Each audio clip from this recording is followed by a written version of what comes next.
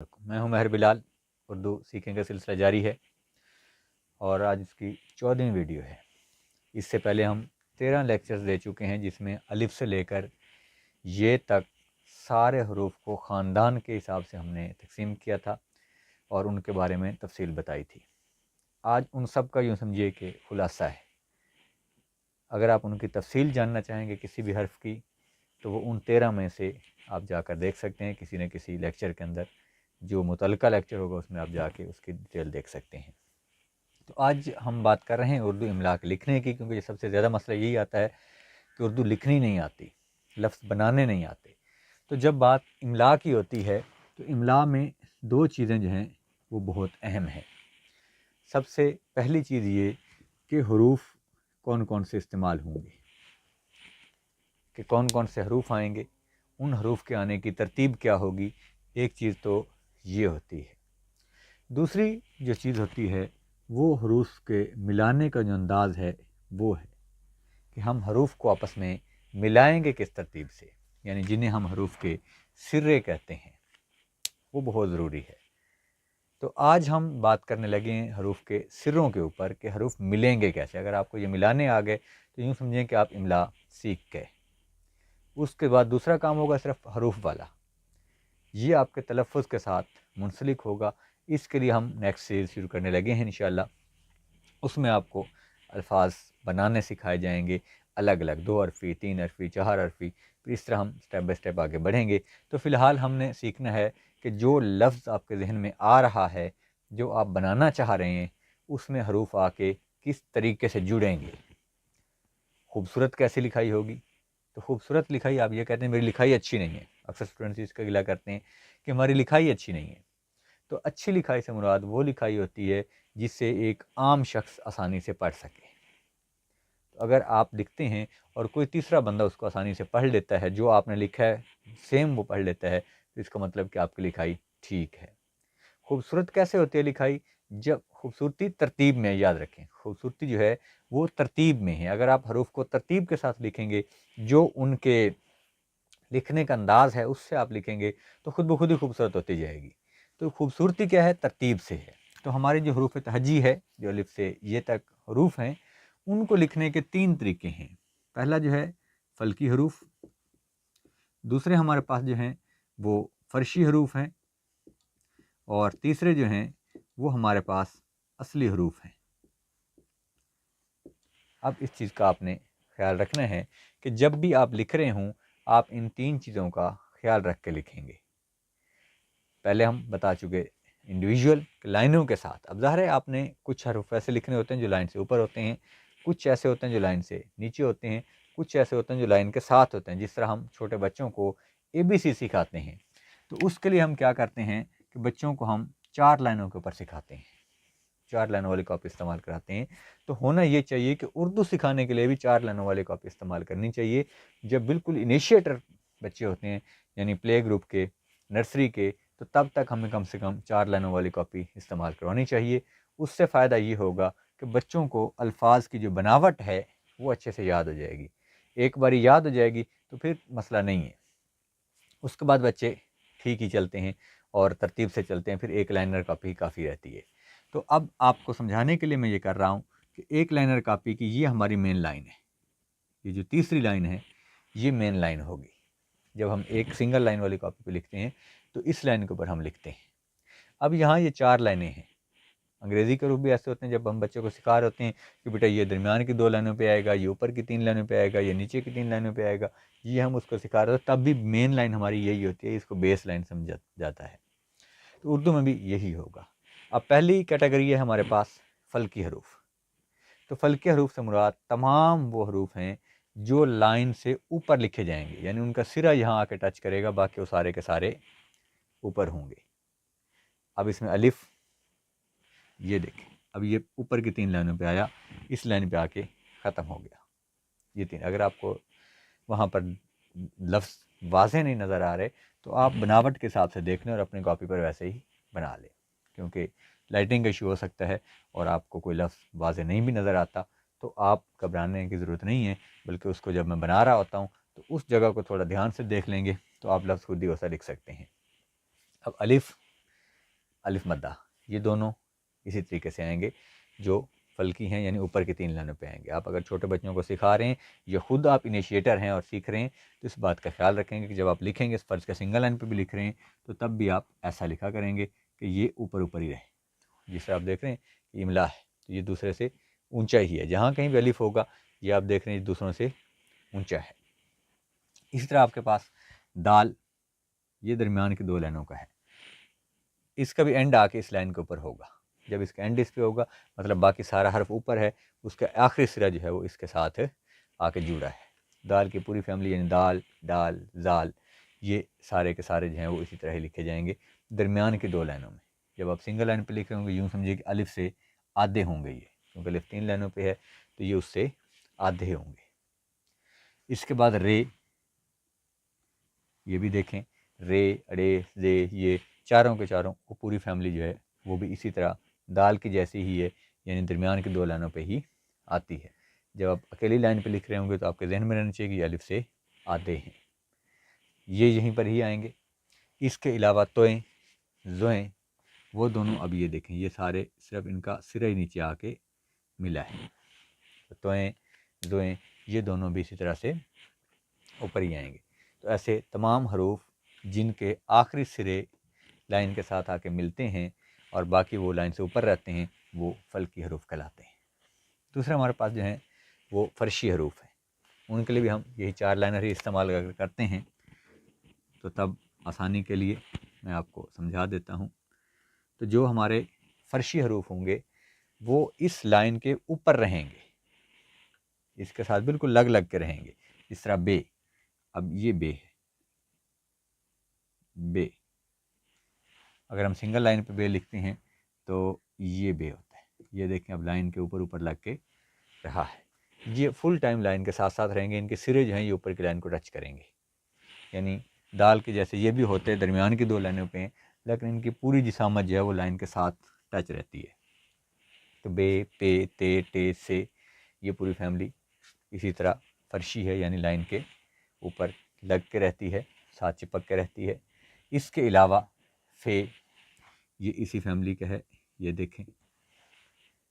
इसके अलावा वो जो काफ गाफ हैं ये दोनों इसी फैमिली के हैं, इसी लाइन के साथ लग के ही रहते हैं। तो ये हरूफ जो लाइन के साथ लग के रहते हैं ये फर्शी हरूफ कहलाते हैं। तीसरे हमारे पास हैं असली हरूफ।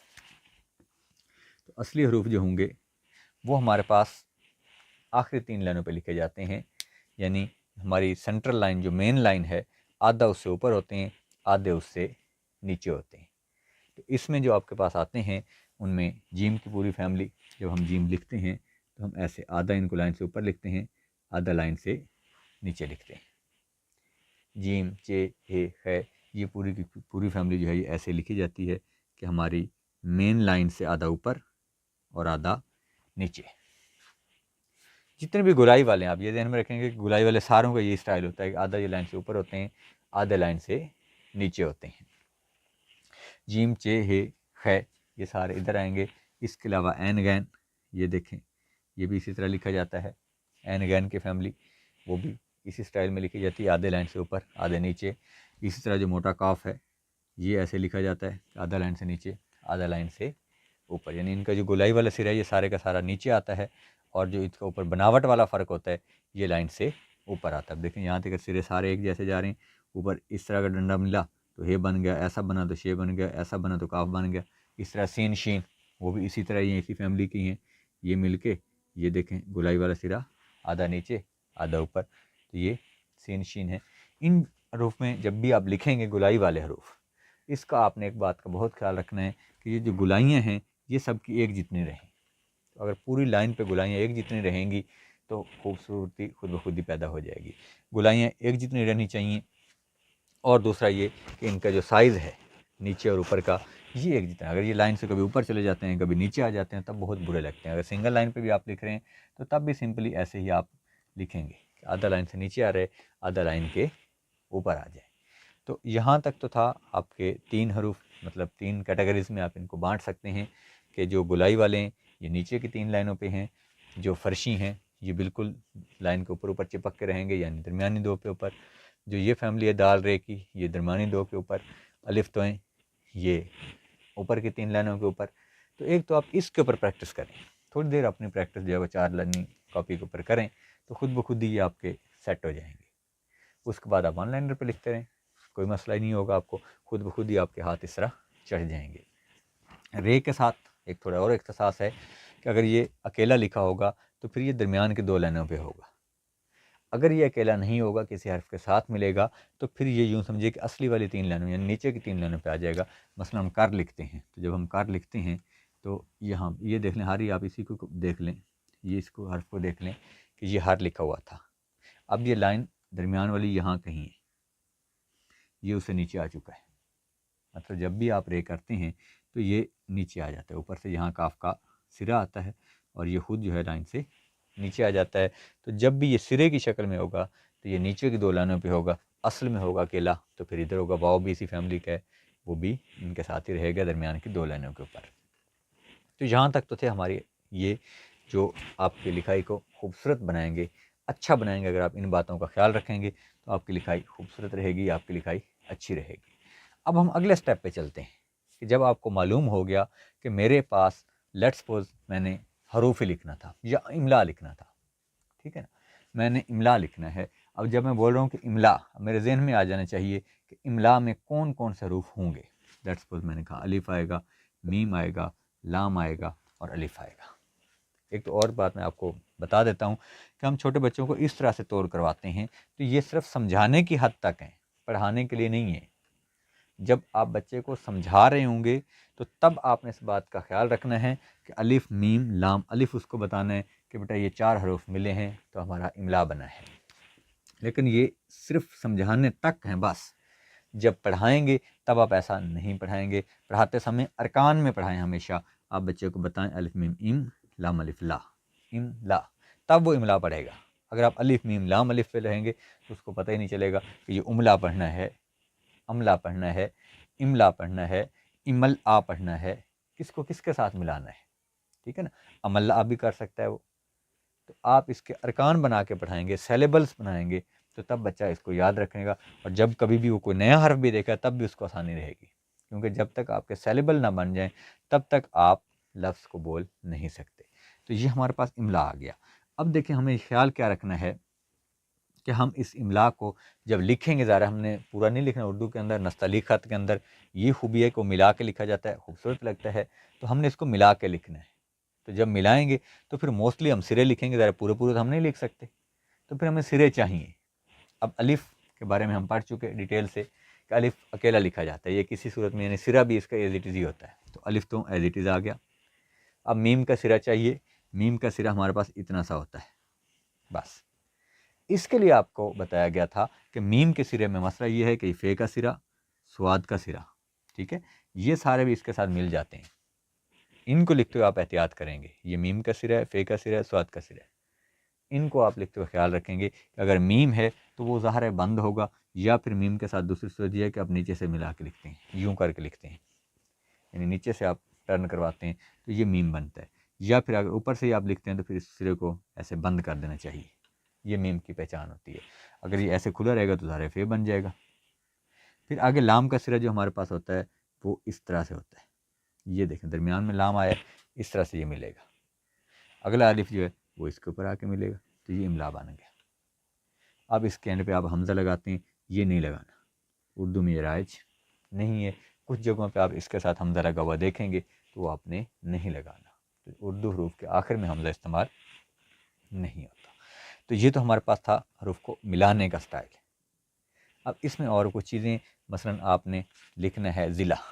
अब ज़िला लिख रहे हैं तो मुझे पता होना चाहिए कि ज़ुआद, लाम और ऐन, ये तीनों मिलेंगे तो ज़िला बनेगा। ठीक है, अब इन तीन के मिलने से जब ज़िला बनना है तो ज़ुआद का सिरा इस तरह होता है। ये आप जहन में रखें, जब तक ये शोशा नहीं होगा ये ज़ुआद का सिरा नहीं होगा। मसलन मैं फसल लिखता हूँ तो ये फ़े का सिरा है, अब ये स्वाद का सिरा है और आगे ये लाम है। गोलाई में आधी नीचे आधी ऊपर है। सिरे जितने भी होंगे ये दरमियान की 2 लाइनों पे ही रहेंगे। जितने भी आप सिरे लिखेंगे, किसी भी हर्फ का सिरा होगा, मतलब सीन का, स्वाद का, ऐन का, काफ का, ये सारे इसके ऊपर ही रहेंगे। लाम के सिरे के साथ तो ये है कि ये अलिफ के जैसा लिखा जाता है। जब सिरा होगा इसका तो ये फिर अलिफ के जैसे लिखा जाता है, यानी ऊपर की 3 लाइनों पे लिखा जाता है। जब पूरा होता है तो फिर ये इस फैमिली में होता है, यानी फिर नीचे की 3 लाइनों पे लिखा जाता है। ये थोड़ा फ़र्क भी आप करते जाएंगे, इसी से आपको आपके लिखाई के अंदर निखार भी आता जाएगा, लफ्ज़ बनाने में भी आसानी होगी। आज का हमारा सबसे मेन मुद्दा ये है कि हमारे लफ्ज़ के बनाने में आसानी आए। जब हम लिखें, जो हम लिख रहे हैं वही अगला पढ़े। मसलन मैंने इस ज़्वाद को लिखा, अब ज़्वाद है तो ज़ाहिर ये शोशा बनेगा तो ज़्वाद बनेगा, और अगर इसके साथ फिर लाम का सिरा मिलेगा, और आगे ये ऐन है। ऐन की बनावट आप देखें, इस चीज़ का बहुत ख्याल रखना है, क्योंकि बहुत सारे बच्चे ख्याल नहीं रखते, वो ऐसे ज़िला लिख देते हैं। तो ये भाई ऐन नहीं है, ऐन का सिरा ये है। जब तक इसके ये शोख कोने नहीं बनेंगे, ये ऐन नहीं कहलाएगा। ये तो पता नहीं फ़े है, पता नहीं स्वाद है, पता नहीं क्या है। अगर ये ज़्वाद के साथ ये शोशा आ गया तो ये ज़्वाद है, ये ज़िला बन रहा है। अगर नहीं आया तो आप देख रहे हैं कि ये फ़े है, यहाँ तक ये सिरा फ़े का है।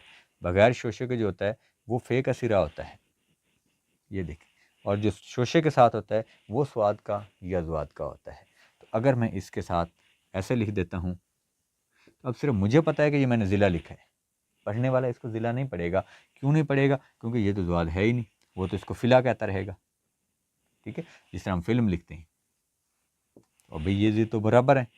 जब मैं ज़िला लिख रहा था तो ज़्वाद है भाई, उसका अलग सिरा है। जब मैं फ़िल्म बोल रहा हूँ तो फ़े का अलग सिरा है।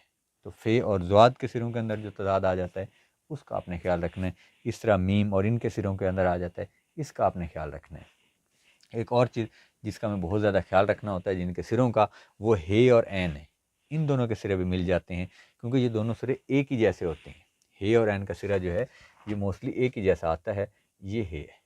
अब इसका सिरा इतना सा आता है, और अगर इसके ऊपर आप गौर करें तो इसमें और इसमें कोई फ़र्क नहीं लग रहा। ठीक है, फ़र्क क्या होगा? अगर ये नीचे से मिल गया पिछले हर्फ के साथ तो ये ऐन है, और अगर ये ऊपर से मिल गया पिछले हर्फ के साथ तो ये हे है, जीमचे हे, यानी उसकी फैमिली है। तो इस चीज़ का आपने ख्याल रखना है। ऊपर से अगर जाएगा, नीचे से मिलेगा तो ये ऐन गैन होगा, ऊपर से आके मिलेगा जिस तरह हमने हज लिखा। अब ये देखें, ये ऊपर से आके मिला तो यही वाली चीज़ जीम की है। ठीक है, यहाँ ज़िला था, नीचे से आके मिला, वही वाली चीज़, वही हे की जैसी लग रही है, लेकिन नीचे से मिला तो वो ऐन है। तो इन दोनों के सिरे में भी आपने ख्याल रखना है। अब जो मेन चीज़ें हमारी आई, एक तो दाल और रे के सिरे हैं, कि जब दाल का छोटा सिरा यानी किसी के साथ मिलेगा तो ये रे की शक्ल में आएगा। मसलन मैं लिखता हूँ ज़िद, अब ये देखें, ये रे की शक्ल में आ गया, ये दाल है।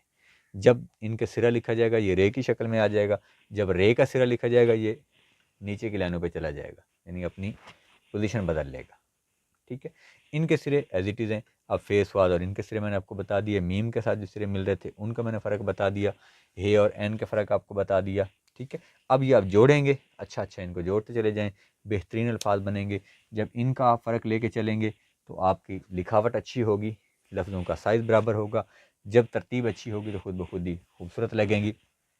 उम्मीद है आपको ये सारी चीज़ें समझ आ गई होंगी। लफ्ज़ों की बनावट और मिलाने का तरीका आपको समझ आ गया होगा। बिला वजह के शोशे नहीं आपने देने हैं, बिला वजह की एक्स्ट्रा शोशे आपने नहीं देने हैं। इस चीज़ का आपने ख्याल रखना है। अगर एक्स्ट्रा शोशे देंगे तो इसका मतलब आप हर्फ गलत लिख रहे हैं। मसलन स्वाद है, एक शोशा बनता है, आपने एक दे दिया, अगर इसकी जगह 2 शोशे दे देंगे ये गलत हो जाएगा। ठीक है, इसके अलावा अगर आप सीन लिखते हैं उसके 3 शोशियाँ, आप 3 ही देंगे तो ठीक होगा, चौथा होगा तो इसका मतलब कोई और हर्फ होना चाहिए जो यहाँ मौजूद नहीं है। इस तरह आप हर लिखते हैं तो हर में शोशा नहीं है, ये हे का सिरा है, इसके साथ ही नीचे रे है, ये हर है। अगर आप ऐसा करके लिखते हैं तो अब ये तो हो गया हे का सिरा, ये किस चीज़ का है? ये सवाल बन जाएगा कि ये किस चीज़ का सिरा है, ये शोशा गलत हो गया। अगर किसी ऊपर वाली लाइन का हर्फ थोड़ा सा नीचे आ गया, उसका नुक्ता इसके साथ टच करिए, हुनर बन जाएगा, क्योंकि हुनर एक अलग लफ्ज़ है, तो वो बन जाएगा। इस चीज़ का आपने ख्याल रखना है। इसके बाद इंशाअल्लाह अज़ीज़ हमारी जो नेक्स्ट सीरीज़ चलने लगी है वो हैं अल्फाज बनाना। तो हम सबसे पहले आपको 2 हरफ़ी अल्फाज से शुरू कराएंगे, अल्फाज उनका मतलब बताएंगे, तो उससे आपकी वोकैबुलरी बढ़ना शुरू हो जाएगी। जैसे जैसे आपकी वोकैबुलरी बढ़ती जाएगी आपका ये मसला भी हल हो जाएगा कि जी हे कौन सा आना है, अब ज़ाल आना है, ज़े आना है, ज़्वाद आना है, भाई सारे ही आने हैं, उर्दू के अंदर सारे ही आते हैं। तो कोई फार्मूला ऐसा नहीं है जिससे हम आपको बता सकें कि इस लफ्ज़ में ज़ुआद आएगा या ज़े आएगा या ज़ाल आएगा। सिर्फ एक ही शॉर्टकट है, एक ही फार्मूला, और वो है वोकैबुलरी। अपना ज़िक्र अल्फाज बढ़ाएं, हमारे साथ जुड़े रहें, हमारे चैनल को सब्सक्राइब करें ताकि आपको बर वक्त हमारी वीडियोज़ आती रहें, तसलसल जारी रहे। जैसे जैसे आपकी वोकैबुलरी बढ़ेगी वैसे वैसे आपके सारे मामला ठीक होते चले जाएंगे। तो हम इंशाअल्लाह अज़ीज़ अपनी नेक्स्ट वीडियो से अपनी वोकैबुलरी की तरफ जाएंगे। सबसे पहले हम 2 हरफ़ी अल्फाज बनाना शुरू करेंगे, और वो भी जिस तरह अलिफ बे वाली हमने सीरीज़ शुरू की थी, अलिफ से ही शुरू किए थे, वो भी अलिफ से ही बनाने हम शुरू करेंगे। उसमें हम आपको उनके हम आवाज़ अल्फाज भी बताते जाएंगे साथ के साथ, कि अलिफ से या ऐन से बनने वाले अल्फाज, तो इनका भी आपको फ़र्क साथ साथ बताते जाएंगे। हमारे साथ जुड़े रहिए, हमें सपोर्ट करने का शुक्रिया। जहाँ कहीं मसला है उसमें हमें गाइड कीजिए, हमारी रहनुमाई कीजिए। वस्सलाम। अल्लाह।